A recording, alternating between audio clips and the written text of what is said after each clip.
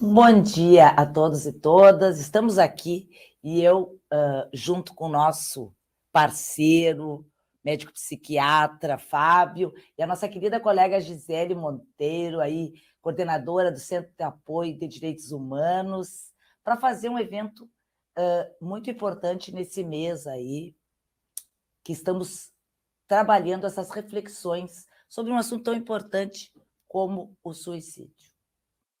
Bom, hoje nós temos um evento aqui, no nosso Conversando e Pensando Saúde Mental e Bem-Estar do Ministério Público do Rio Grande do Sul, a prevenção ao suicídio infanto-juvenil. O objetivo desse evento hoje é fomentar entre membros servidores e os nossos ouvintes aí, porque nós estamos ao vivo no YouTube, e esse evento depois, doutor Fábio, doutora Gisele, ele vai ser disponibilizado a todos os parceiros e a quem possa interessar. Um espaço aqui regular que nós temos, né, Fábio? Junto com o nosso pessoal do Serviço em Perícia aqui do Ministério Público e também com outros convidados. Doutora Gisele, a gente tem uma discussão acerca desses temas hoje tão atuais e importantes de reflexões sobre a saúde mental e bem-estar nosso e de toda a sociedade, que aí nós temos o papel de orientar e trabalhar junto, não só em processos, né, doutora Gisele, mas também num serviço de prevenção, que nem o evento que nós fizemos ontem, aí tão importante como essa campanha de doação de órgãos. Então, a doutora vou apresentá-los, a doutora vai falar um pouquinho aí, nós estamos no mês do Outubro Amarelo e Outubro Verde, do Setembro Amarelo e Setembro Verde, é que nós já estávamos falando do outubro antes de iniciar o evento. E eu vou apresentar o doutor Fábio, que aqui no Ministério Público todos nós conhecemos, mas como nós estamos ao vivo no YouTube. Doutor Fábio Montano, eu não vou dizer o sobrenome. Wilhelms é médico psiquiatra, formado pela UFSE, pela URGS, eu sou de Santa Maria, hoje eu estou impossível. Residência médica em psiquiatrias no Hospital de Clínicas, médico psiquiatra nosso aqui, da casa, desde 99, então quase todos nós conhecemos. Título de especialista em psiquiatria pela Associação Brasileira de Psiquiatria e Associação Médica Brasileira, em 2007. Ele tem especialização em psiquiatria infantil e da adolescência e também é certificado de atuação na psiquiatria forense e também médico psiquiatra clínica em consultório privado desde 96. E para mediar esse evento, nós temos também uma colega que trabalha aí muito com direitos humanos, mas também trabalha com a questão da saúde, que é a doutora Gisele Monteiro, que ela é promotora de justiça, uma parceira do CEAF, e ela coordena hoje o nosso Centro de Apoio dos Direitos Humanos, da Saúde e da Proteção Social. A doutora Gisele tem uma vasta carreira dentro do Ministério Público, ela também já foi professora, é professora em várias, também trabalha representante do Ministério Público junto ao Comitê de Saúde do Tribunal de Justiça e Grupo Nacional de Direitos Humanos. Ela é especialista em política de gestão e saúde pública e também a gestão pública para o Ministério Público junto à Escola Nacional de Saúde Pública, a Fiocruz. Sejam bem-vindos, doutor Fábio, doutora Gisele. E hoje nós tivemos um texto junto a Zero Hora, da nossa colega Luciana Cano Casaroto, que nos deu um spoiler hoje, assim, mas também para mostrar como o Ministério Público tem pensado nessa questão do suicídio infanto-juvenil. E dos diálogos que nós temos com o doutor Fábio, com a doutora Gisele e com a doutora Luciana, vem a pergunta: o que precisamos fazer para que a gente possa auxiliar a todos, sociedade e Ministério Público, para discutir. E o primeiro ponto que se tem trazido é: precisamos falar sobre isso. Depois vem as questões clínicas, as questões médicas e as questões técnicas. Mas, assim, precisa se falar. Tempo para escuta.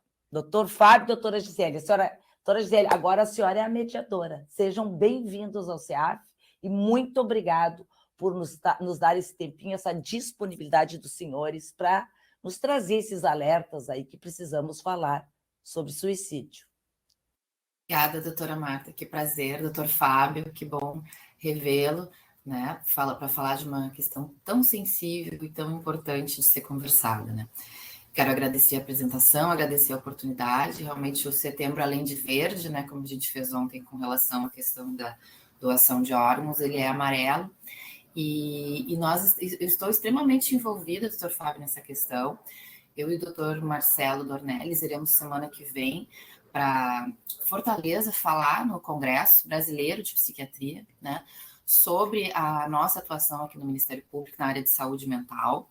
Nós lançamos, Marta, há uns 3 meses, uma cartilha com a rede de atenção psicossocial, né? O nosso biomédico nos auxiliou, nosso pessoal de apoio também, nós traçando toda essa área de atuação no Ministério Público, desde a atenção primária, doutor, né, das equipes multidisciplinares, e isso tem sido uma preocupação, né, porque é uma questão de saúde, né, é uma questão que envolve saúde, são muitos fatores, né, eu estou aqui, fazendo a nossa palestra lá em Fortaleza, o Plano Estadual de Promoção da Vida e Prevenção do Suicídio, lançado pelo Estado para 2022 a 2025. O senhor deve conhecer esse documento, né, ele fala exatamente de todos, né, desde o município, comitês, comunidade, se envolverem nessa questão e conversar, e além do plano que já existe, né, na prevenção do comportamento suicídio, um guia intersetorial especificamente para crianças e adolescentes.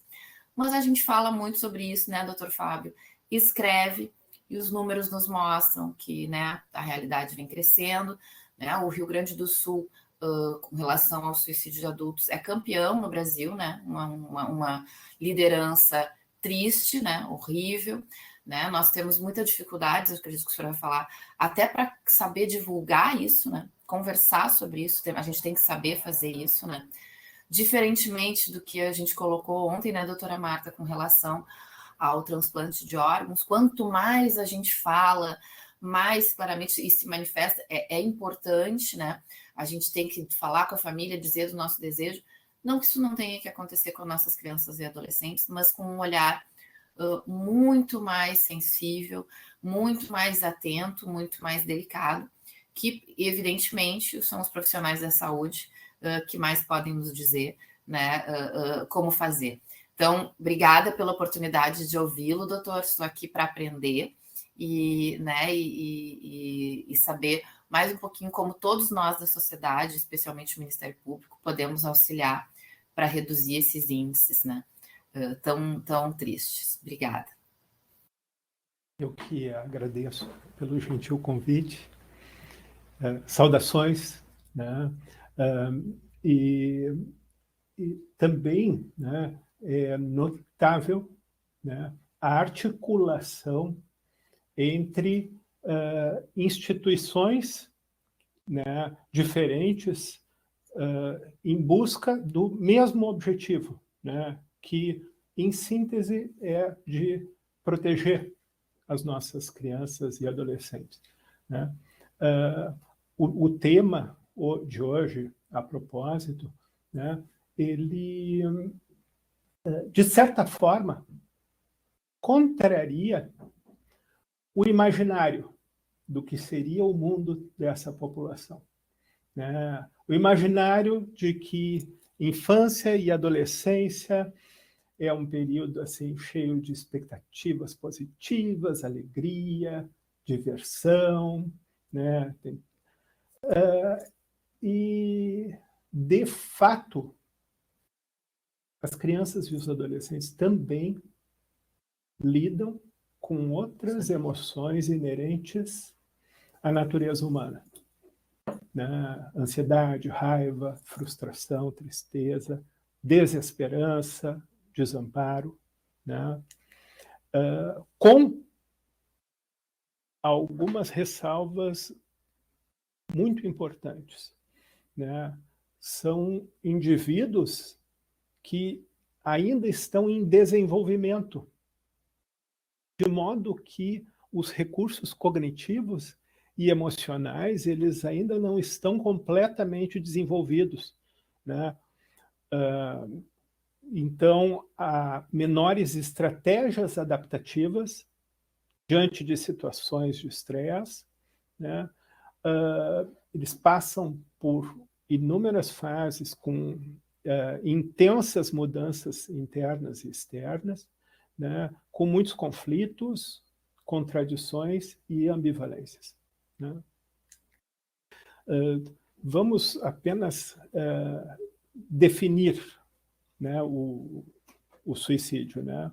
O suicídio é um ato deliberado, executado pelo próprio indivíduo, cuja intenção seja a morte, de forma consciente e intencional, utilizando um meio que o indivíduo acredita ser letal. Etimologicamente, né, vem de sui, que corresponde a si mesmo, e sids, que significa ação de matar.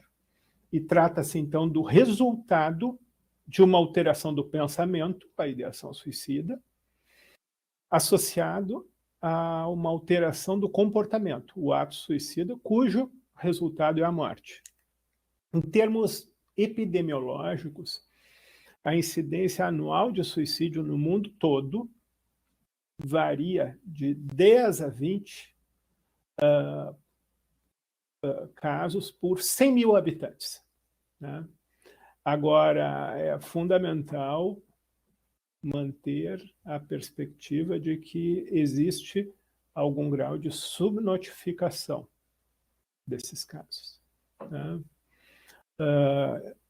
Um outro aspecto é que estima-se que o número de tentativas seja de 10 a 20 vezes maior em relação aos suicídios completos. E entre os métodos mais utilizados, né, pela população em geral, nós temos uso de armas de fogo, ingestão de pesticidas ou de doses mortais de medicamentos. Entre crianças e adolescentes, entre meninos, o método mais usado é enforcamento, né? E entre meninas é intoxicação já vem dos adultos, né, Fábio? Sim. Os homens têm o maior número de mortes, mais a maior efetividade, né, na tentativa, porque usam meios mais agressivos, né? Mais letais, é exatamente isso. Tá. Exatamente isso. Paradoxalmente, a propósito disso, né, as mulheres tentam, né, 3 vezes mais do que homens. Mas Todavia, conseguem ser salvas, né? Porque os métodos são menos letais, né? Exatamente. A letalidade do método, né, viabiliza que elas sejam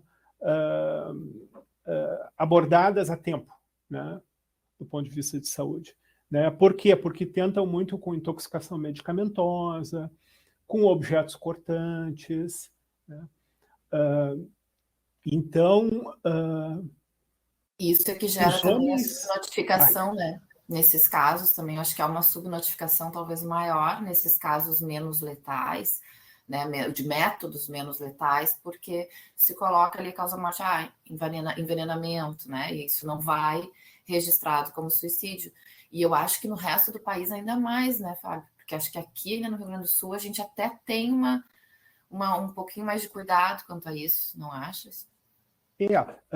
De uma maneira geral, né, no mundo todo existe algum grau de subnotificação, né? Claro, né, nos locais em que existe mais todo um arcabouço para o atendimento à saúde emocional e toda uma cultura, uma psicoeducação da população, né, a tendência é uma subnotificação, né, reduzida. Né? Nos locais em que há uma carência maior, aí é claro que a tendência é incrementar bastante a subnotificação. Né? Então, existe esse paradoxo. As mulheres tentam mais, Entretanto, os homens conseguem cometer suicídio 3 vezes mais do que as mulheres, né? Pela letalidade do método. Agora, um aspecto que eu acho conveniente, obrigado, que eu acho conveniente abordar aqui é a questão de mitos versus verdades relacionadas ao suicídio, né?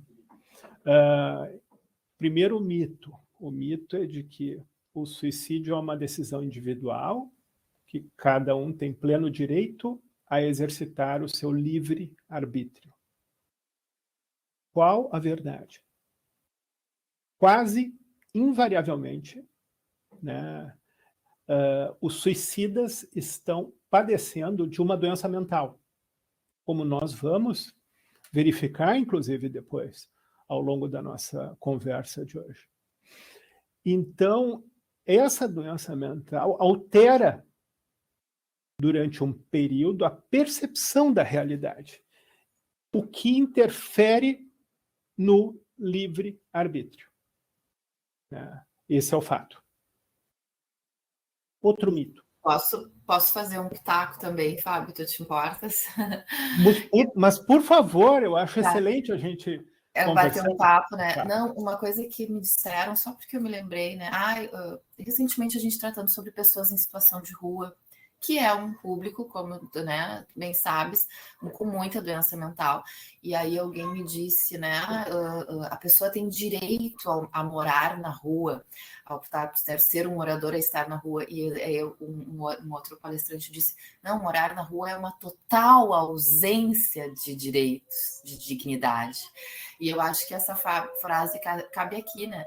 Aqui é uma total ausência, na via de regra, né, Fábio, de capacidade de lidar com isso, de tranquilidade de lidar com a dor, de equilíbrio, né? A pessoa, para podermos dizer qualquer coisa nesse sentido, ela teria que estar, né, absolutamente equilibrada, sadia, tranquila, o que a gente sabe que não é o que costuma acontecer, né? Não é só para colocar que às vezes a gente vai para o extremo do direito sem ter o básico, né? Só para fazer uma menção. Não, profundamente oportuna, né, essa colocação, e quem trata as pessoas com doença mental com frequência, né, no acompanhamento da pessoa depois da tentativa de suicídio, o que se observa é isso. A pessoa, às vezes, manifesta, quase sempre a pessoa manifesta, eu não entendo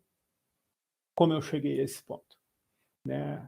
Quase invariavelmente a pessoa se manifesta dessa forma, né? Eu não entendo como, naquele momento, eu cheguei a esse ponto, né? Então, frequentemente, né, quando nós lidamos com situações de crise relacionada à doença psiquiátrica, uma orientação, né, para os pacientes é que não tomem decisões de maior impacto no momento de crise. Não é o momento para tomar decisões de maior impacto na vida.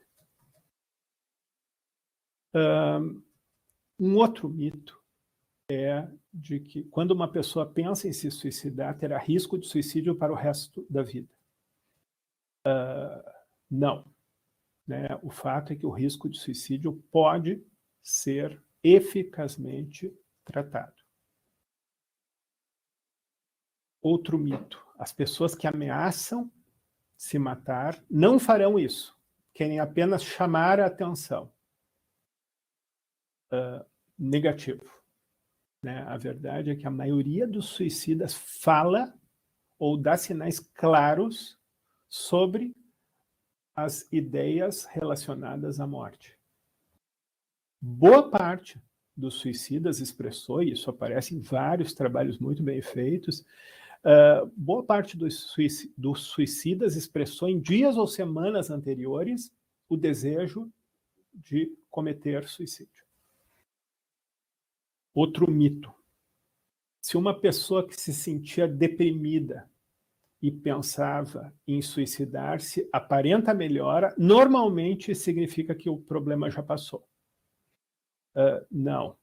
Se alguém que pensava em suicidar-se parece melhor, não necessariamente isso significa ausência ou esbatimento de risco.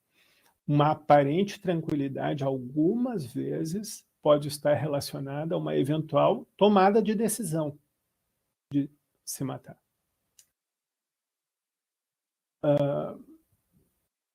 Um outro aspecto, quando um indivíduo mostra sinais de melhora ou sobrevive a uma tentativa de suicídio, ele está fora de perigo. Não, um dos períodos mais perigosos é quando se está melhorando da crise que motivou a tentativa. Porque, via de regra, a melhora não se dá simultaneamente em relação a todos os sintomas.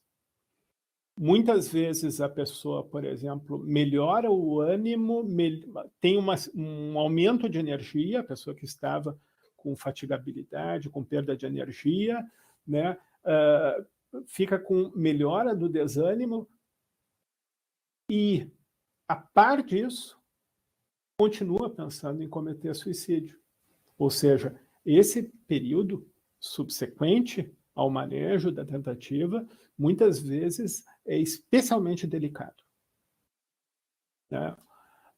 Outro aspecto é que quem sobrevive a uma tentativa de suicídio está fora de perigo. Não. Há dois fatores de maior significado em relação à tentativa de suicídio. Um deles é a tentativa de suicídio prévia. Entre os dois fatores maiores para suicídio, para cometer suicídios, um deles é a tentativa prévia de suicídio. O outro é a presença de doença mental, como nós vamos ver a seguir. Um outro aspecto, um outro mito é: quem quer se matar vai se matar. E não. O fato é que, tipicamente, se evidencia uma marcada ambivalência ante a decisão por vida ou por morte. Então, nós precisamos, até na abordagem do paciente, trabalhar melhor essa ambivalência. Um outro aspecto que diz respeito até a esse evento. Não devemos falar sobre suicídio, pois isso pode aumentar o risco. A resposta é muito antes, pelo contrário. Comprovadamente, informação é um fator de prevenção, né? E falar especificamente com alguém, né, pode aliviar a angústia. Assim como para alguém que tem ideação suicida, algumas vezes receber algum tipo de psicoeducação gera um alívio. Divulgar as campanhas na escola é algo bem importante. Totalmente pertinente, sem dúvida. Fábio, eu queria colocar duas coisinhas. A gente já está passando, né? Só para eu colocar, a gente que acompanha as internações psiquiátricas, né, aqui no MP, Fábio, a gente já tem até um sistema, né, que lançamos ali para que a clínica, né, as involuntárias, as compulsórias, mas via de regra sempre envolvendo tentativas, né, de suicídio, a gente percebe exatamente essa grande questão quando sai da internação, né? Logo depois de passado o período ali, né, de via de regra 3 semanas, 21 dias, que vai até 30, que é um momento muito delicado, né, e muito preocupante, assim, a gente fica, né, que é bem isso desse mito, estava na clínica, estava bem, aí volta para o seu ambiente, né, volta para sua casa, e ali muitas vezes que acontecem né, os eventos. Eu não sei se tu também percebe isso, assim, a delicadeza desse momento. Sim, perfeitamente. E, de fato, né, existe, inclusive, um desafio de ajustar-se a um novo ambiente. Isso. Né? A internação, né, até para que a pessoa se restabeleça, é um ambiente protegido. Né? Então, também a pessoa fica um pouco afastada de potenciais estressores. Além disso, um outro aspecto fundamental é que, caracteristicamente, a melhora dos pacientes ela não ocorre de forma simultânea em relação a todos os sintomas. Por exemplo, às vezes as pessoas têm uma melhora de sono, do apetite, ficam mais animadas, têm mais energia e, ao mesmo tempo, continuam com humor deprimido, com ideias sobre morte. Então, eventualmente, pode ocorrer, né, um episódio em função disso. Por isso, a importância da supervisão, é por isso também a pertinência de nós conversarmos acerca disso, né, porque as pessoas que tiverem familiares, amigos, né, numa situação parecida, também vão ficar mais alertas. Sem dúvida. Até para eventuais ajustes de medicação, né, doutor? Porque ali exatamente. A gente vê, isso é que foi, mas isso não foi. Hoje, né, a gente sabe como os medicamentos em casos de depressão grave ou moderada podem ser modulados, né, de acordo com isso que ainda não foi muito, né, não melhorou, digamos assim. Sim, sem dúvida. Né? E também tomar até medidas, algumas vezes, ambientais, né, relevantes para aquele caso específico. Né? Um outro mito, né, que também se relaciona com o que nós estamos fazendo agora é o mito de que é proibido que a mídia aborde o tema suicídio. A rigor, a mídia tem obrigação social de tratar desse importante assunto de saúde pública e abordar esse tema, entretanto, de uma forma adequada. Né? Qual o problema? O problema é, por exemplo, em lugar de nós debatermos focalizando psicoeducação, por exemplo, o problema é uma abordagem sensacionalista. Primeiramente como notícia, né? Notícia e notícia do método, às vezes. Isso é muito equivocado. Notícia do método, entrando em minúcias disso, às vezes até enfatizando muito, né, aquela personalidade que cometeu suicídio, né, como, né, com estereótipo, né, que potencialmente pode fazer até com pessoas mais sugestionáveis, né, e crianças e adolescentes são sugestionáveis, pode fazer com que eles se identifiquem muito, né, com aquele indivíduo. Então, há inclusive descrições, né, de personalidades que cometeram suicídio e que depois de uma exposição midiática mais sensacionalista, até houve um incremento de ou tentativas de suicídio ou de busca por recursos do tipo Centro de Valorização da Vida. Né? Então, a mídia tem a obrigação social de tratar, mas de forma adequada. Né? E também o dever de evitar qualquer tipo de sensacionalismo, porque nós estamos lidando com vidas. Tá? Em relação agora a fatores de risco, há dois maiores fatores de risco. Né? Um deles como eu tinha mencionado há pouco, é a tentativa prévia de suicídio, né? É um fator preditivo isolado, ele é o fator mais importante, isoladamente, né? Pacientes que tentaram suicídio previamente têm 5 a 6 vezes mais chance de tentar suicídio novamente. E estima-se que 50% daqueles que se suicidaram já haviam tentado previamente. Tá?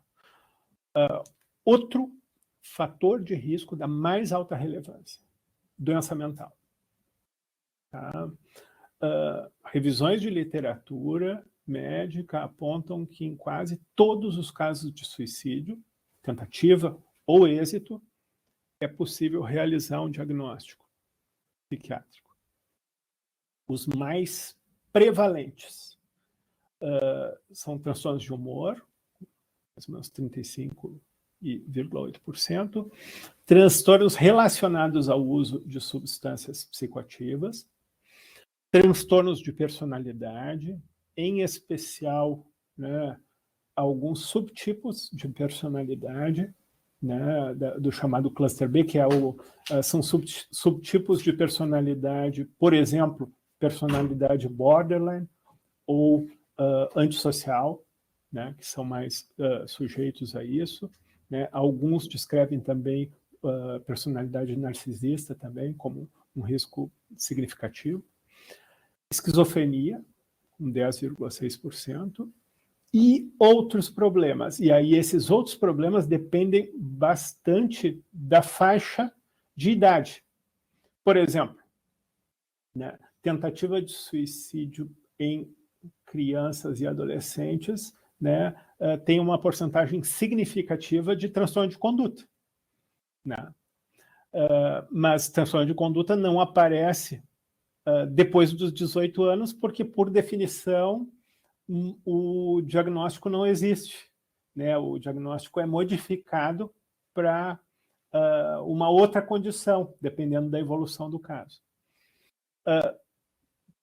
Nós temos também tentativas relacionadas a delírio, transtornos de ansiedade, etc.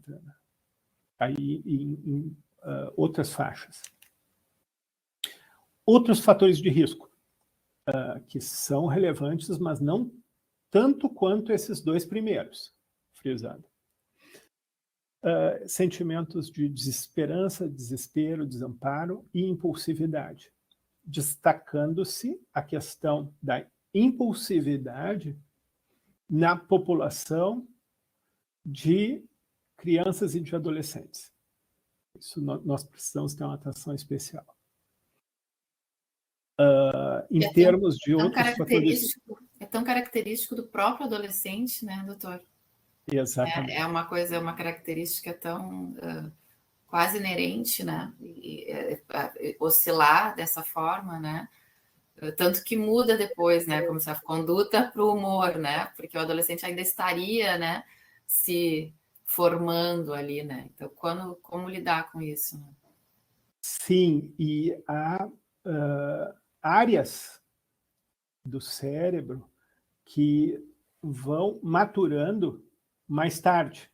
Né? Também o nosso cérebro ele tem áreas que entram em maturação precoce e áreas que maturam posteriormente.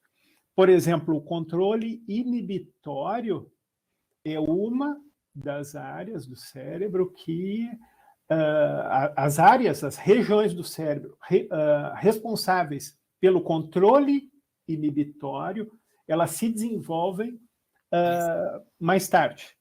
Né? Então, isso também explica a impulsividade, né, dos adolescentes e das crianças. Né? A questão da idade como fator de risco. Né? Nós temos o fato de que o suicídio em jovens aumentou no mundo todo e aqui no Brasil nas últimas décadas. É a terceira principal causa de morte nessa faixa etária no país. Né?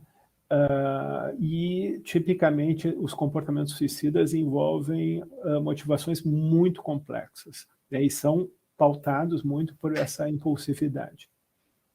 O suicídio também é elevado, além de ser elevado nos jovens, é elevado entre idosos. Idosos, eu ia comentar, né? Nós somos a capital com o maior número de idosos do país, né? Nós temos índices bastante altos nessa fase, né? Sim, sim. E aí, nesse grupo, né, há fatores que muitas vezes potencializam, né, a sensação de desesperança e a ideação suicida, como perda de parentes, sobretudo do cônjuge, solidão, isolamento social, existência de enfermidades degenerativas ou dolorosas, ou até a sensação de ser um peso para os outros, né? Por outro lado, em adolescentes, por exemplo, em crianças, as motivações elas envolvem muitas vezes outros fatores, abuso de substâncias psicoativas, humor deprimido, problemas emocionais, familiares, sociais, rejeição da família, negligência, abuso físico e sexual, né? Então, são fatores que têm um peso diferente de acordo com a faixa etária, né? Outros fatores de risco, questão de gênero, né? Aí nós temos aquela questão, a propósito da qual nós já conversamos, né? Os óbitos por suicídio são 3 vezes maiores entre os homens do que entre as mulheres. Ponto. Inversamente, as tentativas de suicídio são, em média, 3 a 4 vezes mais frequentes entre as mulheres. Um outro dado relevante é a evidência de que os conflitos em torno da identidade sexual causem um maior risco de comportamento suicida. Então, essa é uma questão que deve ser, inclusive, considerada na elaboração de políticas públicas de prevenção ao suicídio, inclusive, né? Outro fator de risco importante são as doenças clínicas não psiquiátricas. Taxas de suicídio são maiores em pacientes com câncer, com HIV, com doenças neurológicas crônicas, como esclerose múltipla, Parkinson, doença de Huntington, epilepsia, doenças cardiovasculares, como infarto agudo do miocárdio, acidente vascular, doença cerebrovascular, né, ou acidente vascular encefálico, doença pulmonar obstrutiva crônica, doenças reumatológicas, né? Então, em especial, os sintomas não responsivos ao tratamento e os primeiros meses após o diagnóstico também constituem situações de risco, né? Outros fatores de risco são os eventos adversos na infância e na adolescência, como maus tratos, abuso físico e sexual, pais divorciados, transtorno psiquiátrico familiar, né? Na assistência aos adolescentes, é importante manter muita atenção para o uso de substâncias psicoativas, né? Depressão, falha no desempenho acadêmico, né? E especialmente uma falha súbita no desempenho, né?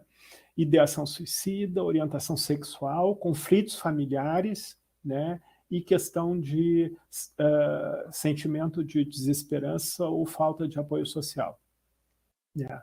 Outro fator de risco importante é a história familiar e genética, tanto por questões genéticas, claro, mas também por questões ambientais, do impacto que o suicídio causa sobre os familiares. E os fatores sociais, né?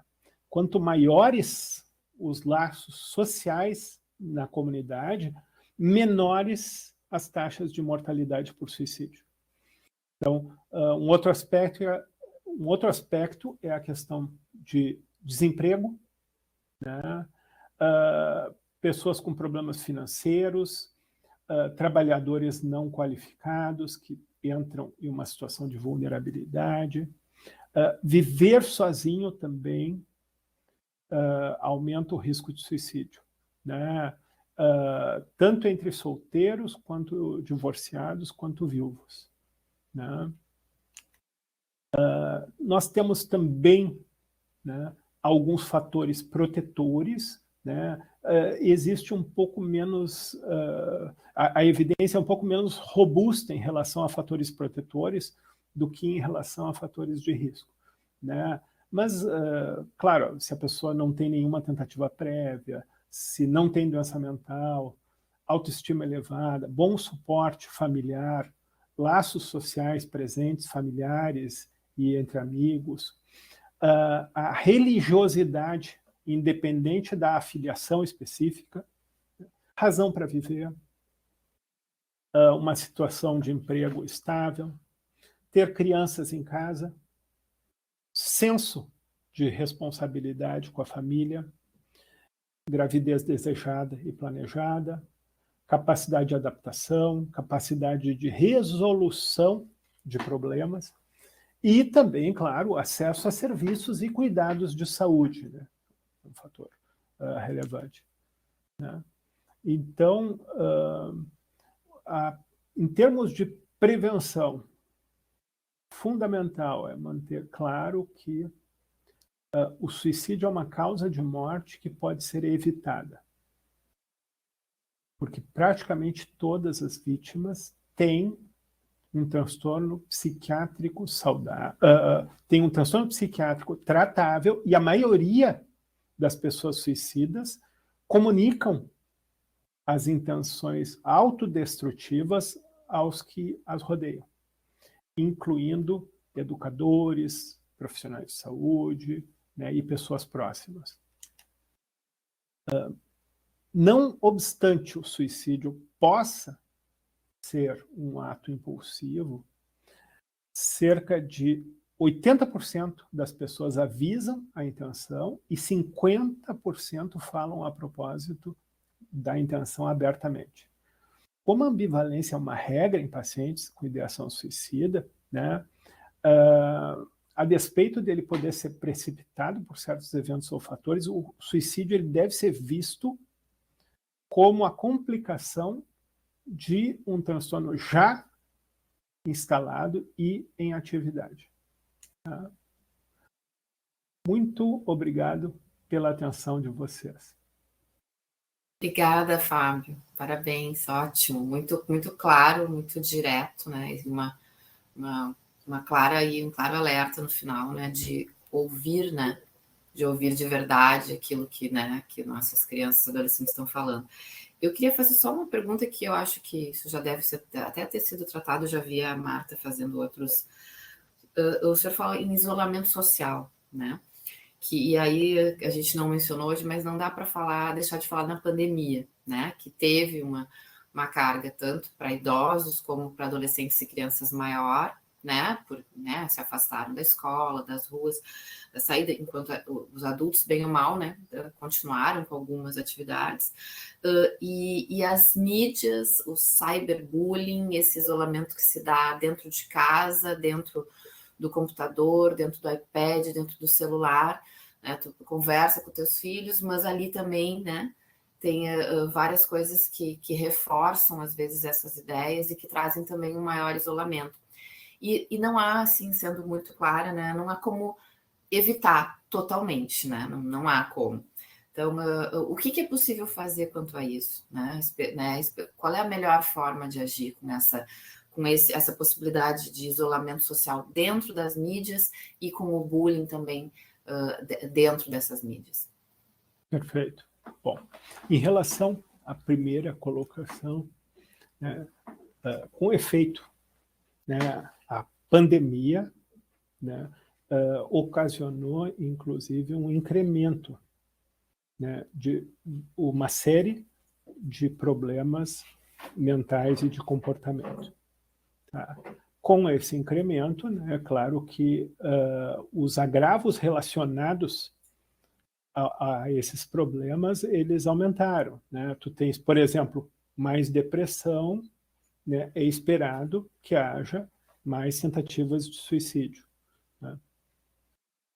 Então, o que também nós observamos durante a pandemia, né, é que houve um certo paradoxo. Por um lado, as famílias bem funcionais, né, conseguiram lidar razoavelmente com a demanda, né, continuaram protegendo, né, os membros da família. Né, então, claro que elas foram impactadas, mas de uma forma bastante diferente das famílias disfuncionais. Nas famílias disfuncionais, o impacto da pandemia foi brutal. Porque não somente houve um maior contato com membros da família, entre eles, e com membros que às vezes têm problemas graves, né, no comportamento, né, mas também os indivíduos que deveriam ser protegidos, como as crianças e adolescentes, ficaram alijados dos recursos disponíveis. Ministério Público, a escola, né? Outros educadores, até outras famílias, amigos. Né? Então, a repercussão sobre famílias, sobre crianças e adolescentes, por exemplo, que vivem em famílias disfuncionais, foi dramática.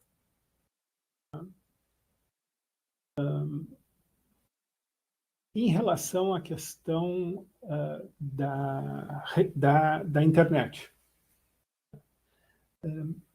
é interessante porque, em primeiro lugar, né, para algumas pessoas, as ferramentas relacionadas à internet, elas são utilizadas como ferramenta, como nós estamos utilizando agora. Né? Então, é possível usar essas ferramentas de uma forma produtiva. Né? Muitas pessoas não teriam como assistir ao evento se ele fosse exclusivamente presencial. Né? A abrangência, né, de um diálogo como esse seria muito menor. Então, é uma ferramenta que pode ser bem utilizada. O grande problema é quando essa ferramenta é utilizada a favor da manutenção da doença e do sofrimento.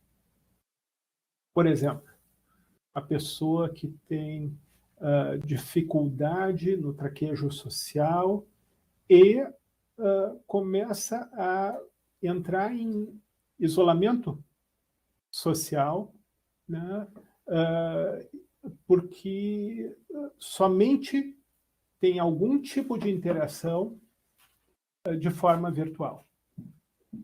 Um outro fato que é relevante até em termos de suicídio é que nós temos, como essa ferramenta, né, ela pode ter um impacto brutal de acordo com o que é divulgado a propósito da vida de alguém. Né? Então, e como também o suicídio, especialmente, né,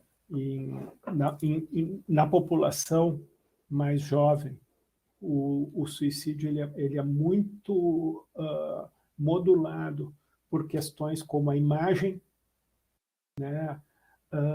Então, muitas vezes, o vazamento de um vídeo íntimo, por exemplo, né?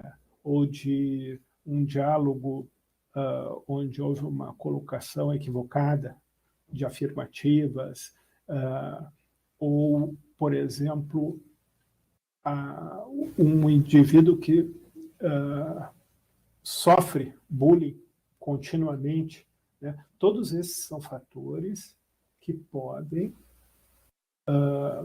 promover, claro, o suicídio é uma questão que, em essência, ela é multifatorial, mas eles podem sim promover, né, comportamentos suicidas. Doutor Fábio, temos aqui uma ouvinte super querida e qualificada aqui. Um abraço, doutora Jaqueline Fagundes Rosenfeld, né, sua procuradora de justiça aí. E ela perguntou uma questão que também me vem sempre, que é por que as pessoas não gostam de falar ou têm um receio de falar sobre esse assunto? Historicamente, né, houve algum questionamento e alguma controvérsia a propósito do tema. Por exemplo, quando foi publicado um livro, era O Sofrimento do Jovem...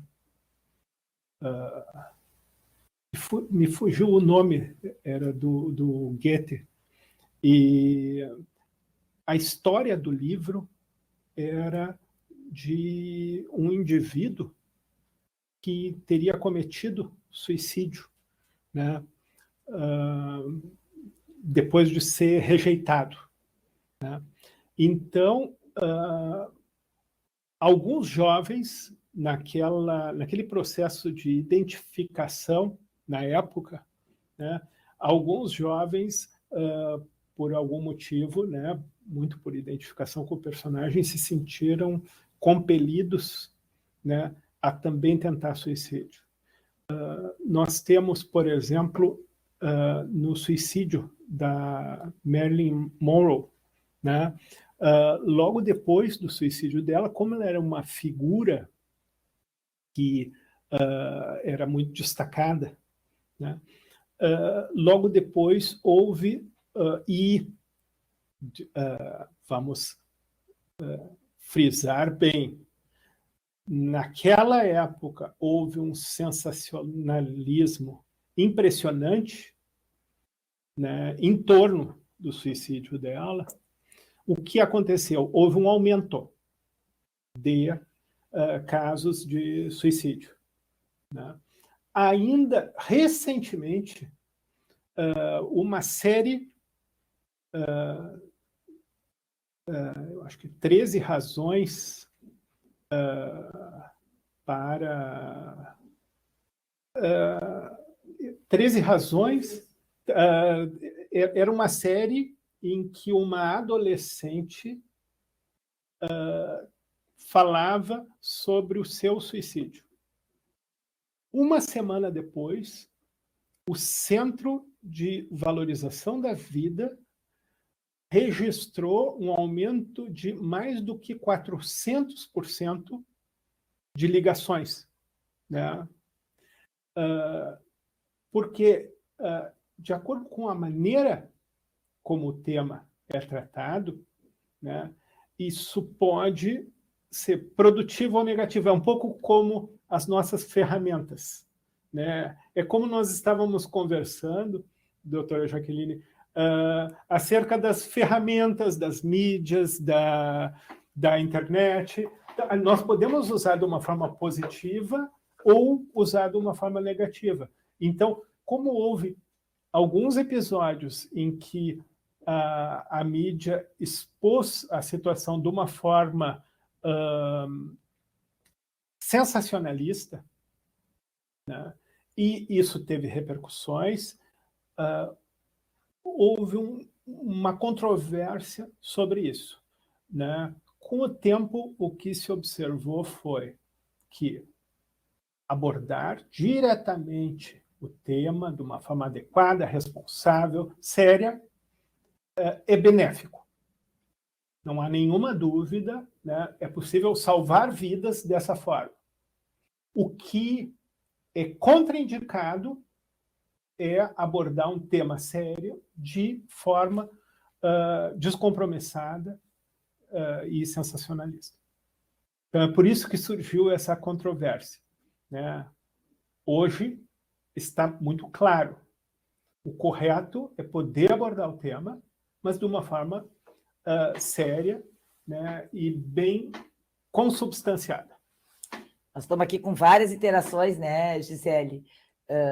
Doutora Jaqueline, do Rodrigo Colares, nós temos vários, doutora Ana Rita Chinesky, aí, tanto o Rodrigo como a Ana Rita fazem psicologia, né? Então, assim, dá vontade de ficar a manhã toda aqui fazendo perguntas e refletindo sobre o assunto. Eu tenho aqui a doutora Luciane Wingert, né, perguntando qual a alternativa para quem usa os eletrônicos como forma de interação social virtual? Tirando a terapia, o que pode ser feito, já que as outras atividades lhe trazem sofrimento? Olha, nós podemos, né, de novo, né, buscar, né, extrair o melhor das ferramentas que nós temos, né? Por exemplo, né, foi muito bem lembrado, inclusive, pela doutora, né?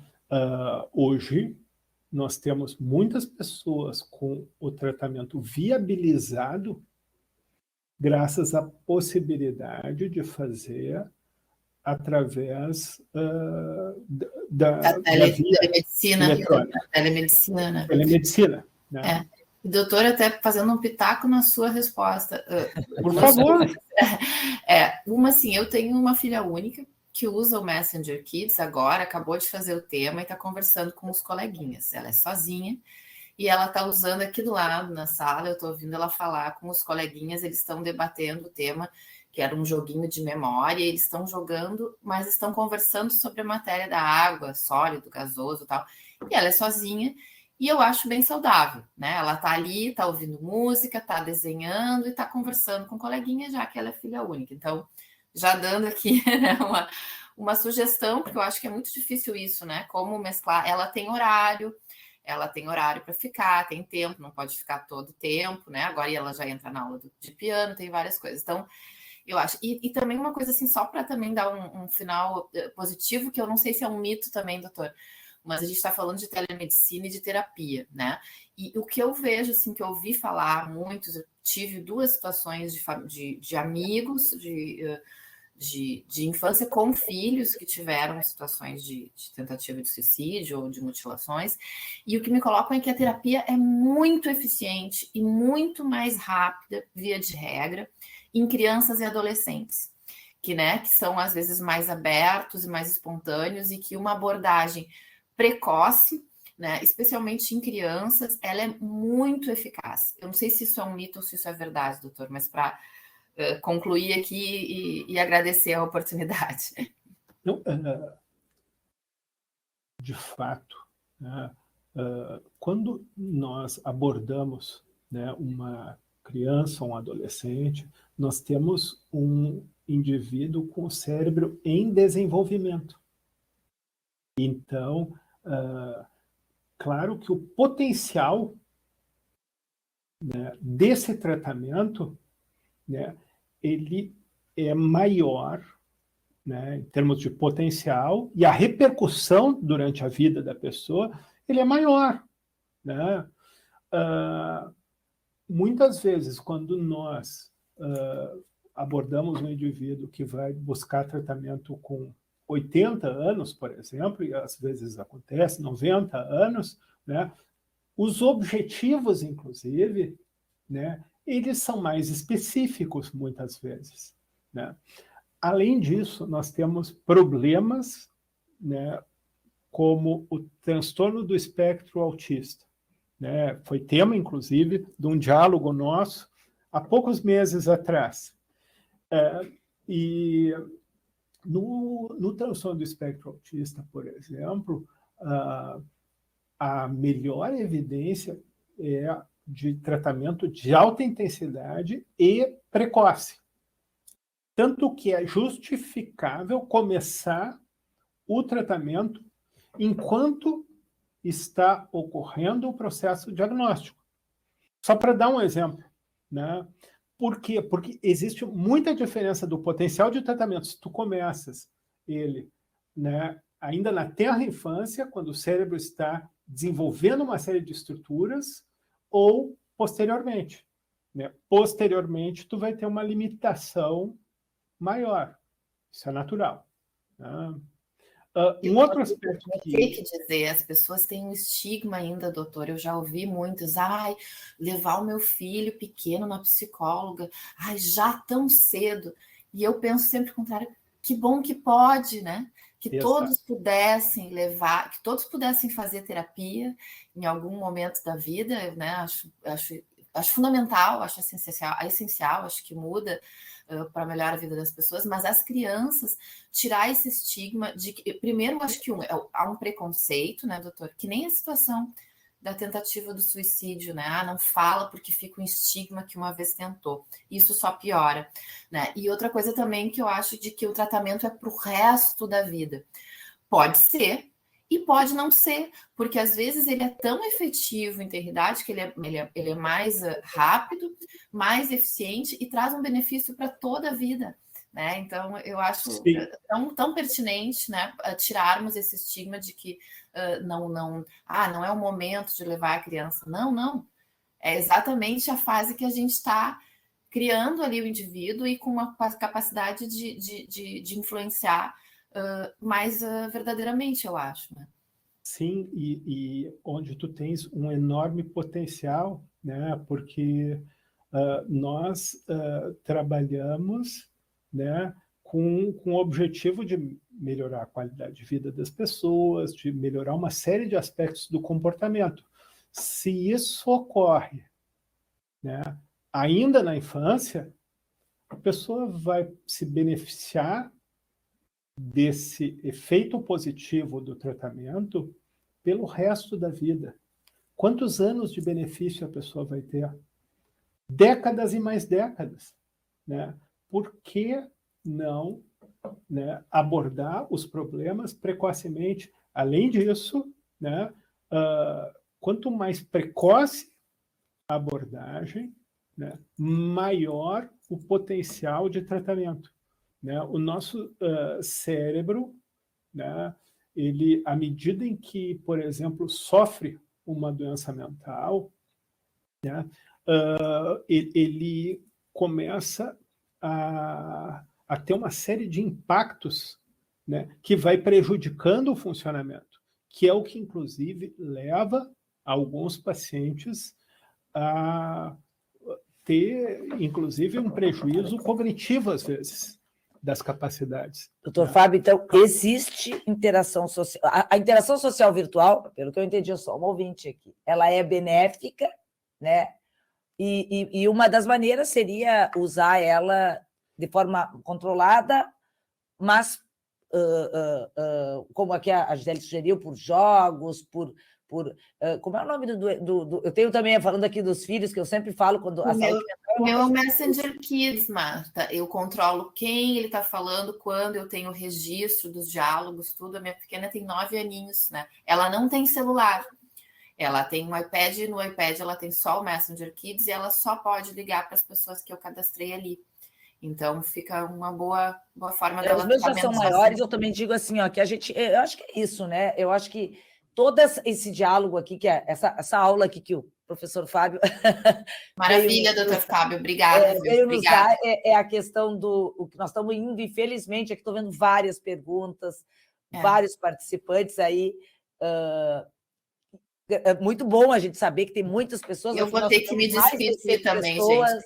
Eu vou ter que me despedir, foi maravilhoso, viu? Obrigada pela oportunidade. Muito obrigada, doutora Gisele. Doutor Fábio, suas palavras finais aí, porque nós temos que encerrar.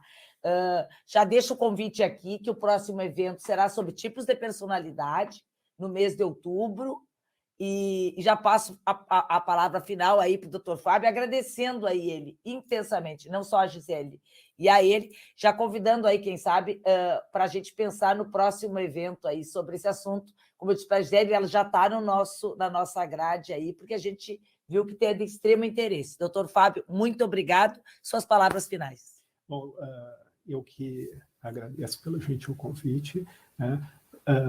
E o fundamental, né, em relação ao tema de hoje é que o suicídio é uma causa de morte que pode ser evitada. Então, nós precisamos ficar alertas como sociedade, né, porque quando nós encontramos algum jovem em alguma situação de sensação de desamparo, etc., outras questões que, como nós conversamos aqui, é fundamental, né, abordar a pessoa de uma forma sensível, né, delicada, e, ao mesmo tempo, considerar a hipótese de encaminhá-lo, né, ou levar a questão para os pais, encaminhá-lo para o tratamento pertinente, etc. Tá bom? Doutora Gisele, também, muito obrigada pela sua presença, pela parceria, e convido todos, desde já, para os eventos que nós temos essa semana. Também tenho convidado a todos para cadastrar o Comunica CEAF, que é só um veículo pelo WhatsApp de receber as notificações e os cards, né? A gente diz, olha, não é mais um grupo de mensagem, né, Fábio? Ele é, na realidade, é só pedir o e-mail aqui, cadastrar o nosso telefone aqui do CEAF funcional, que é única e exclusivamente para avisar que o evento está começando, está mandando os links, os cards. Também nós temos o nosso Instagram do CEAF, que também sai todas as agendas semanais, com links, com dicas. Aí o próprio pessoal do Serviço em Perícia de Saúde tem nos auxiliado a fazer cartilhas bem importantes, dicas de português e etc. Eu agradeço aqui o expressivo público que nós tivemos hoje. Quer dizer que, então, estamos todos imbuídos nesse setembro aí, amarelo, que é muito importante. Fábio, mais uma vez, muito obrigado, e agradeço a todos aí.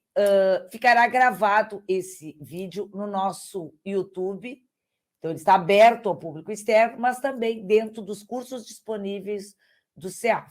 Muito obrigado, e aguardo amanhã vocês no evento aí que nós teremos no Mondersil, com o nosso Centro de Apoio da Infância e Juventude, falando sobre a questão das internações aí na área da infância e juventude. E sexta, nós continuamos em mais um curso tratando a questão da improbidade administrativa, agora com o foco na investigação criminal, que será híbrido, aberto a servidores e membros do Ministério Público para tratar a questão da investigação. Convidamos todos aí que estão presencialmente aqui em Porto Alegre, que podem vir, para ir aí ao nosso Marcelo Kiffner, aí, nosso auditório, para compartilhar conosco essa presença. Muito obrigado a todos e até amanhã.